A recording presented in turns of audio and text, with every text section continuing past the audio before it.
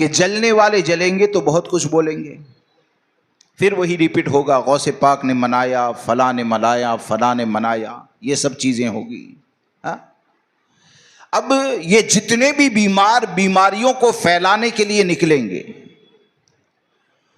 اور لوگ کیا کرتے ہیں، فلاں نے یہ بول دیا، فلاں نے یہ بول دیا، فلاں نے یہ بول دیا۔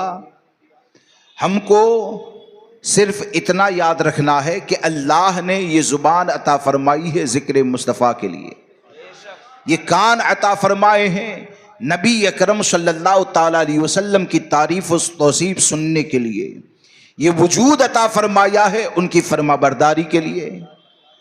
تو ہم کو بد مذہبوں کی کلپ، ان کی گستاخیاں، اس کو نہیں سننا ہے۔ اگر بیماری سے بچنا ہے تو بیماری سے بچنے کا یہی علاج ہے۔ اور آج جتنے بھی بد مذہبوں کو سننے کے بعد اپنے دل کے اندر بیماری کو محسوس کرتے ہیں، کئی لوگ بھٹک جاتے ہیں، تو ہمارے تاج الشریعہ نے پوری امت کو بیماری سے بچنے کے لیے وظیفہ دیا۔ کیا وظیفہ ہے؟ میرے تاج الشریعہ یہ کہتے ہیں، یوں نہ ہوتے اسیر ذلت تم، سنتے گر ہوشیار کی باتیں۔ تو یہ ہوشیار کی باتیں سے مراد کون ہے؟ صبح میں کاروبار کے لیے نکلے، رات میں 10,000 روپے لے کر آئے، ہوشیار وہ ہیں؟ وہ ہوشیار ماضی قریب میں ہمارے تاج الشریعہ ہے، کہ ہمارے تاج الشریعہ نے کون سی بات کی؟ ہمارے تاج الشریعہ نے بات کہی تو یہی کہی کہ عقل چوپایوں کو دے بیٹھے حکیم تھانوی، میں نہ کہتا تھا کہ صحبت دیو کی اچھی نہیں۔ تاج الشریعہ کیا کہتے ہیں؟ عقل چوپایوں کو دے بیٹھے حکیم تھانوی، میں نہ کہتا تھا کہ صحبت دیو کی اچھی نہیں۔ تو تاج الشریعہ جیسا عقل مند کیا کہتا ہے؟ اپنے دین کو بچانا ہے، اپنے ایمان، اپنے عقیدے کو بچانا ہے۔ تو حضور تاج الشریعہ جیسا عقل مند ہم کو یہ وظیفہ دیتا ہے کہ اگر ذلت اور رسوائی سے بچنا ہے تو بد مذہب کی آواز کو مت سنو، بد مذہب کی صحبت میں نہ بیٹھو۔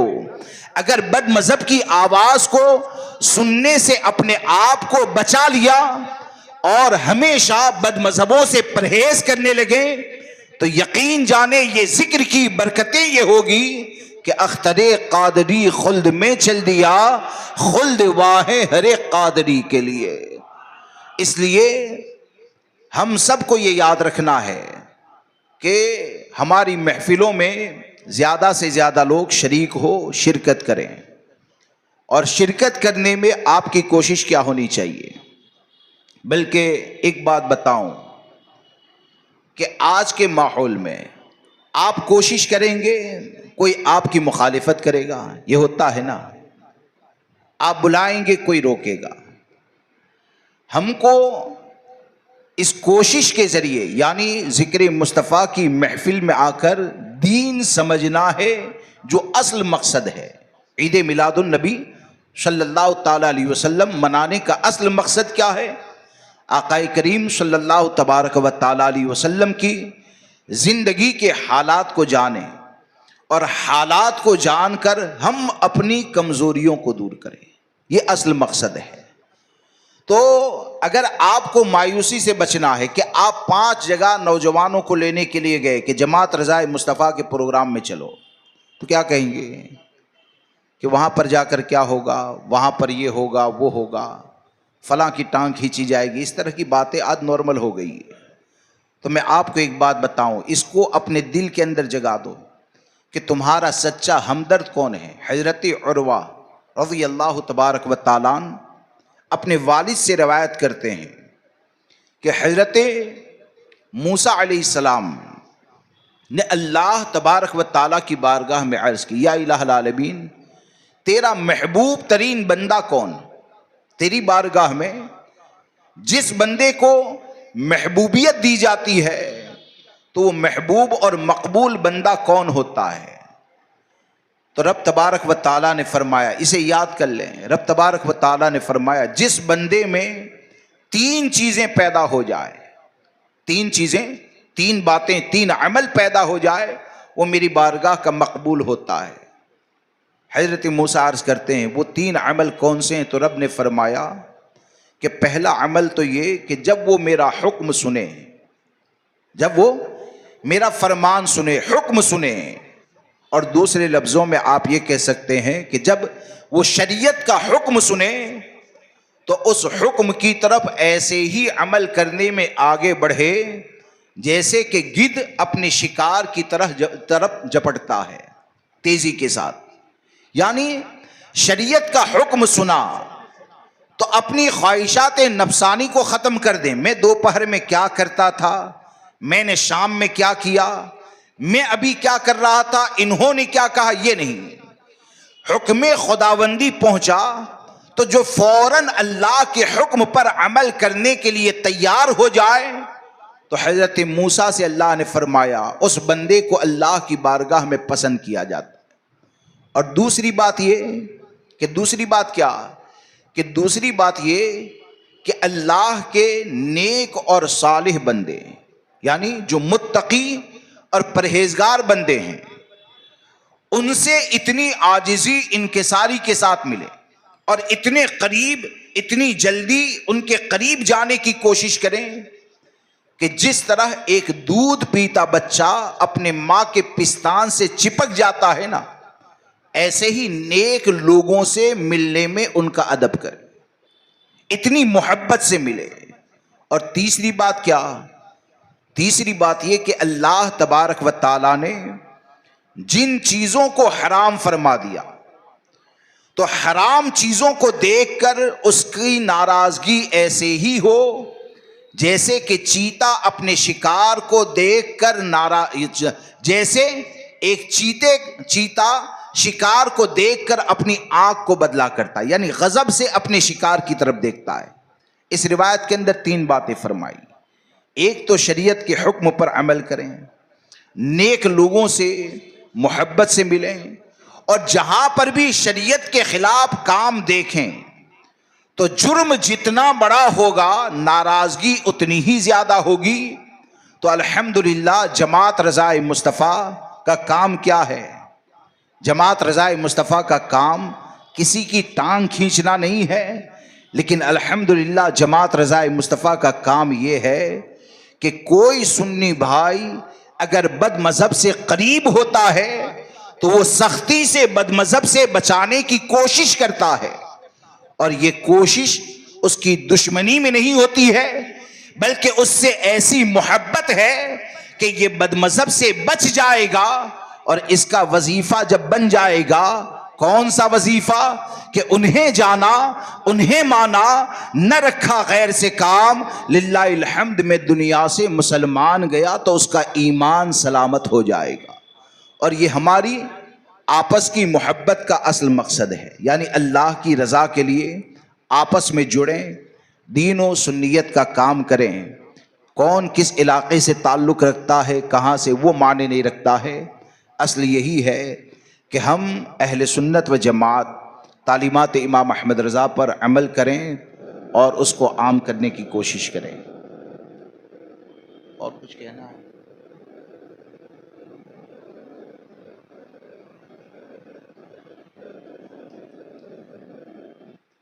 درود شریف پڑھ لیجیے. اللہم صلی علی سیدنا و مولانا محمد معدن الجود والکرم وآلہ وصحبہ وبارک وسلم صلاۃ و سلام علیک یا رسول اللہ صلی اللہ تعالی علیہ وسلم. دیکھیے یہ ایک بہت تفصیلی موضوع ہے. انشاءاللہ میرے وقت میں موقع ملے گا تو کچھ عرض کروں گا. صرف یہ کہنا چاہتا ہوں کہ نبی اکرم صلی اللہ تعالی علیہ وسلم کی بعثت مبارکہ، یعنی آپ کی تشریف آوری، تو یہ کیا ہے؟ اللہ کا شکر ادا کرنا. شکر ادا کرنے والوں کی جماعت کو آپ دیکھیں گے نا تو آپ کو پوری جماعت صحابہ حضور کی بعثت مبارکہ پر ان کا دامن کرم مل جانے پر کیسے شکر ادا کرنے والے بنے اور قربانیاں کیا دیں. صرف آپ اتنا سوچو کہ نبی اکرم صلی اللہ تبارک و تعالی علیہ وسلم نے جب ہجرت کا حکم دیا مکہ شریف میں جو صحابہ کرام تھے تو اس حکم کے اوپر انہوں نے کیا کیا چھوڑا؟ ان کا وطن وہ ہے، ان کا مکان وہاں پر، ان کی پراپرٹی وہاں پر، ان کے عیز و اقربا وہاں پر، یعنی سب کچھ اگر دنیا کا دیکھا جائے نا تو مکہ معظمہ میں ہے۔ لیکن حضور کی آمد پر جو شکر ادا کیا، دامن مصطفیٰ مل گیا تو شکر ادا کیا۔ تو شکر ادا کرنے کا طریقہ کیا ہے؟ سرکار نے فرمایا ہجرت کرو تو مکان کو چھوڑ دیا، یہ نہیں سوچا مدینہ شریف میں جا کر کہاں رہیں گے، یہ نہیں سوچا کہ یہاں پر زمین ہے، کھیتی باڑی ہوتی ہے، کاروبار سیٹ ہے، کیسے کریں گے۔ بس حضور نے فرما دیا، ان کا دامن کرم مل گیا۔ وہ اللہ کی اتنی بڑی نعمت ہے کہ صحابہ کرام نے مکہ معظمہ میں اپنا سب کچھ چھوڑ دیا اور مدینہ منورہ تشریف لے گئے۔ تو یہ جشن منانا، یہ نبی اکرم صلی اللہ تعالی علیہ وسلم کی بعثت مبارکہ پر شکر ادا کرنا ہی تو ہے۔ حضرت بلال رضی اللہ تبارک و تعالیٰ عنہ کے اوپر جو ظلم ہوا، آپ نے برداشت کیا، وہ برداشت کی طاقت پہلے نہیں تھی، وہ برداشت کی طاقت پہلے نہیں تھی۔ اب اتنی طاقت پیدا ہو گئی کہ چربی پگھل رہی ہے، لیکن پھر بھی دامن مصطفیٰ چھوڑنے کے لیے تیار نہیں۔ یہ میلاد منانا ہی تو ہے، یہ میلاد منانا ہی تو ہے کہ اللہ تبارک و تعالیٰ نے امام الانبیاء صلی اللہ تعالیٰ علیہ وسلم کا دامن کرم عطا فرمایا۔ اب یہ دامن مل گیا تو یہ دامن ملنے کے بعد اگر گرم ریت پر لٹایا جائے گا نا تو اسے برداشت کرنے کی طاقت کون دیتا ہے؟ دامن مصطفیٰ، حضور کی محبت، عشق رسول۔ اب آپ دیکھیے کہ جشن میلاد النبی صلی اللہ تعالیٰ علیہ وسلم، یہ تو حقیقت ہے نا کہ ہمارے آقا صلی اللہ تعالیٰ علیہ وسلم کا ہمارے اوپر جو احسان ہے، ہم اپنی زندگی کا ایک ایک لمحہ آپ کی اطاعت اور فرما برداری میں گزار دیں، پھر بھی حق ادا نہیں ہو سکتا، پھر بھی حق ادا نہیں ہو سکتا۔ حقیقت یہ ہے کہ آپ شریعت پر جب جب عمل کریں گے، جتنی مرتبہ عمل کریں گے، یہ حقیقت میں آپ دوسرے معنوں میں دیکھو تو یہ میلاد مصطفیٰ منانا ہی ہے۔ سرکار صلی اللہ تعالیٰ علیہ وسلم نے بیٹھ کر پانی پیا، آپ بیٹھ کر پانی پی رہے ہیں، یہ کیا ہے؟ حضور صلی اللہ تعالیٰ علیہ وسلم تشریف لائے اور آپ نے جو تعلیم عطا فرمائی، تو یہ اللہ کا شکر ادا کرنا ہے کہ تیرے محبوب نے ہم کو بیٹھ کر پانی پینا سکھایا ہے، تو یہ بھی میلاد مصطفیٰ منانا ہے۔ اب الحمدللہ جماعت رضائے مصطفیٰ کی کوشش یہ ہوتی ہے کہ 12 دن یہ پوسٹر کے ساتھ، یعنی جشن عید میلاد النبی صلی اللہ تعالیٰ علیہ وسلم ہیڈنگ کے ساتھ منائیں، اور ہماری کوشش یہ ہوتی ہے کہ پورا سال جشن میلاد النبی اس طریقے سے مناتے ہیں کہ ہمارے آقا صلی اللہ تعالیٰ علیہ وسلم نے جن جن چیزوں کو پسند کیا ہے وہ تمام پسندیدہ چیزوں پر عمل کرنے والے ہم بھی بن جائیں اور دوسروں کو بھی بنا دیں۔ اور اسی کی ایک کڑی کیا ہے؟ اسی کی ایک کڑی یہ ہے کہ قرآن مقدس جو اللہ تبارک و تعالیٰ نے اپنے محبوب صلی اللہ تعالیٰ علیہ وسلم پر نازل فرمایا، اور قرآن کو پڑھنے کا جو طریقہ سکھایا، صحابہ کو جو تعلیم عطا فرمائی، ترتیل کے ساتھ، تجوید کے ساتھ قرآن سیکھنے کا جو حکم دیا گیا، تو الحمدللہ جماعت رضائے مصطفیٰ یہ 12 مہینہ جشن میلاد النبی صلی اللہ تعالیٰ علیہ وسلم اس طور پر مناتے ہیں کہ 12 دن کے پروگرام میں آپ لوگ آئیں یا کسی پروگرام میں آپ لوگ آئیں تو اس پروگرام کی شرکت آپ کے لیے رات میں نوجوانوں کی کلاس میں جانے کا ذریعہ اللہ کرے بن جائے، تاکہ آپ کی عبادت صحیح ہو جائے، آپ کی قرآن کی تلاوت صحیح ہو جائے، آپ قرآن کی تلاوت ایسے کرنے والے بن جائیں جیسے کہ نبی اکرم صلی اللہ تعالیٰ علیہ وسلم نے تلاوت کا حکم دیا ہے۔ تو الحمدللہ یہ اللہ کا فضل ہے، خواجہ دانا سرکار کی عطا، امام اہل سنت تاج الشریعہ محدث کبیر قائد ملت کا فیضان ہے کہ جماعت رضائے مصطفیٰ میں 200 سے زیادہ نوجوان جو تجوید کے ساتھ قرآن پڑھنا سیکھتے ہیں، اس کے علاوہ مسائل بھی سیکھتے ہیں، تو ان لوگوں کی حوصلہ افزائی کے لیے 12 دن کے پروگرام میں ان کے لیے انعامی پروگرام بھی رکھا گیا ہے، تو اس میں بھی شرکت کریں، آپ میں بھی جذبہ پیدا ہو۔ اور خاص بات یہ کہ ہمارے عمل کے اندر خلوص ہونا چاہیے، یعنی میلاد النبی صلی اللہ علیہ وسلم مناتے ہیں نا، تو اس میں بھی ہم کو مخلصی ہونا چاہیے، ایسی کوئی حرکت نہ کریں، کیونکہ خلوص جو ہوتا ہے نا وہ اصل طاقت ہے، خلوص جو ہوتا ہے وہ اصل طاقت ہے۔ کہ ہمارے فیصل بھائی نے ایک واقعہ آج مجھے پڑھنے کے لیے دیا، آج تو وہ بھی آئے ہیں ماشاءاللہ، شاید اللہ کرے پورا سال آتے رہیں اور مکمل جماعت رضائے مصطفیٰ سے جڑ جائیں۔ ایک واقعہ مجھے پڑھنے کے لیے دیا خلوص کے بارے میں، کہ خلوص یہ اللہ تبارک و تعالیٰ کی عطا کردہ وہ نعمت ہے کہ مخلصین کے عمل کو رب کی بارگاہ میں قبول کیا جاتا ہے۔ اور حقیقت میں جو طاقت ملتی ہے نا، وہ طاقت کس بنیاد پر ملتی ہے؟ آدمی جب مخلص ہوتا ہے تو خلوص ہی اسے ہمت دیتا ہے۔ حضرت مسلمہ بن عبد الملک کے بارے میں یہ آتا ہے، خلوص کی برکت کیا ہے، کہ وہ اس لیے کہ بعض لوگ ہو سکتا ہے، اللہ مجھے بھی خلوص عطا فرمائے، ریاکاری سے بچائے، کہ بعض جگہ پر کیا ہوتا ہے کہ شیطان ورغلاتا ہے۔ کیسے ورغلاتا ہے؟